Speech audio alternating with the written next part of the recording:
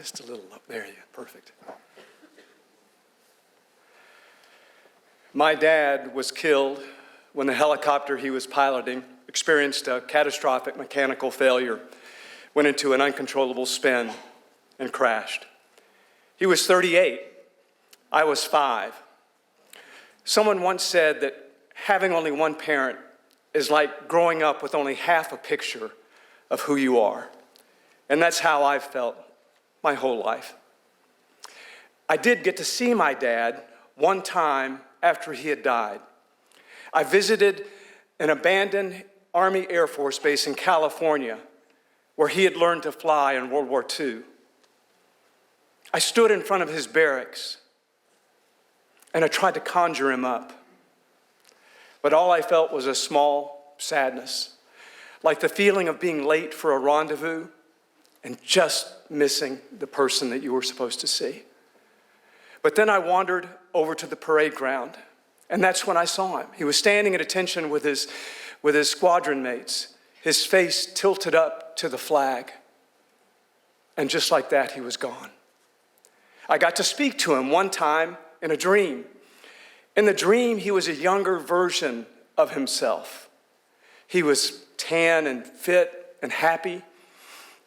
And I asked him a question that I think children hesitate to ask their parents, except in a dream.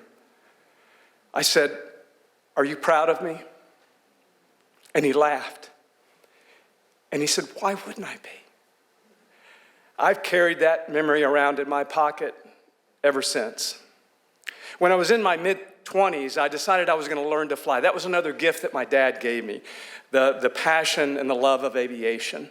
And I thought by learning to fly that it would be a way that I could get closer to him.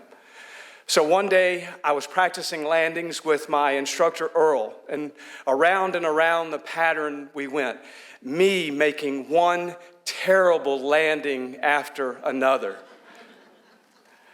until I finally made a landing that was so bad, so violent, so hard, that I was absolutely convinced that I'd bent the landing gear. And Earl was an old school instructor. He'd seen everything. And that day, he had seen enough. He turned to me and said, "Let's call it a day." I can still taste the shame, the sense of failure, the frustration. How could I possibly be the son of Otto Campbell, legendary aviator, a man with over 12,000 hours of flight time, a man who loved aerobatics so much that he spent more time upside down than a trapeze artist? I should just forget it. But the next day, for no other reason than I didn't have anything else to do, I trudged out to the airport, climbed back into the airplane with Earl, and around we went, landing after landing.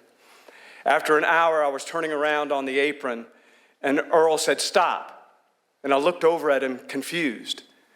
He took off his seatbelt and opened the door. And I thought, boy, this is really bad. I'm so dangerous that he's just going to leave.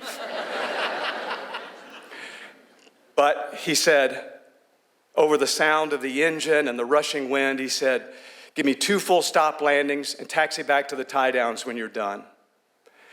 Without another word, he got out of the airplane, slammed the door, and walked away. I couldn't believe it. He was soloing me. And I looked over at that void, that empty space where he had just been, and it seemed like the widest, emptiest space I'd ever seen in my life. And in my mind, I screamed, "Earl, come back. You're making a terrible mistake." But what I heard myself saying over the Unicom frequency calmly was, "Galt traffic, Cessna 5095 Lima, departing runway 9er, staying in the pattern." 200 pounds lighter, the little airplane galloped into the air. I flew my crosswind, downwind, base, and I turned to final. Flying an airplane is like dancing with an invisible partner, and that invisible partner is the air that surrounds you, and it's always moving, and you're always trying to react to it with the elevators and aileron and the rudder, especially that moment when you're approaching the runway and you pull the throttle and you try to ease back on the yoke at just the right moment. My dad was gone. He had died in 1963. But my memory of him, that was a living thing. And it allowed me to see him on that parade ground. It allowed me to talk to him in that dream. And it allowed me to hear him whisper in my voice, or in my ear, as I descended towards the runway. Easy, Brad. That's it. Now, I pulled, eased back on the yoke, and made the sweetest, softest landing I'd ever made in my life. And in that moment, I was made whole. Thank you.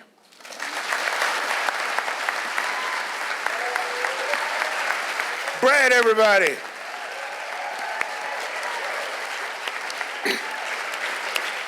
I told you these storytellers are amazing, are they not? Asheville.